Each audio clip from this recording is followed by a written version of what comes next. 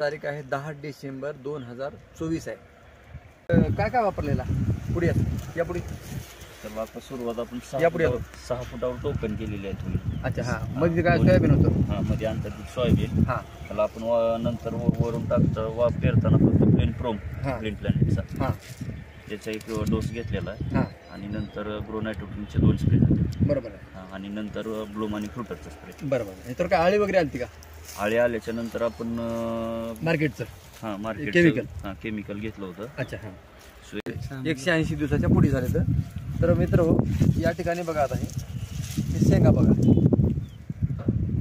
आणि दुडले सर शेंगा मोजलं तुम्ही मधले बी सगळ्यात महत्त्वाचं कसं आहे प्रत्येक चुरीला जर बघितलं जनरली तर 3 दाण्याच्या शेंगा असतात पण या ठिकाणी 90% शेंगा ही 4 सोल्याची येतात आणि 10% शेंगा। महत्वाची गोष्ट काय सांगायची शेंग वाळल्यानंतर पान वाळायला सुरू झाले आता। शेंग जर अगोदर जर पान वाळलं तर शेंग आकसून घेते पण इथं तसं नाही। या झाडाला एवढं खाद्य आहे की या झाडाचं पूर्ण वाढ होण्यासाठी पूर्ण वाढ कशाला म्हणायचं की जोपर्यंत आपली शेंग वाळत नाही तो पण पाला वाळला नाही पाहिजे बरोबर हे परिस्थिती चालू आहे। त्यामुळं मी आता शेंगा वाळायला पण सुरू आहेत पण आणखी पाला हिरवा चुकला नाही पाला हिरवा मामा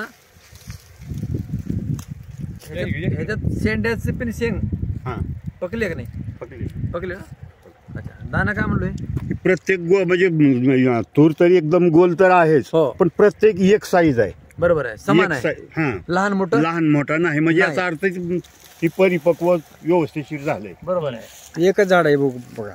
अच्छा हा वेगळे सर लुकणे बघायला शेंगा म्हणजे कसं 4 सोल्याचे किती बघा झुंबडचे म्हणजे काय गुच्छेच गुच्छे अशी शेंगा कधीच पुढची नसते।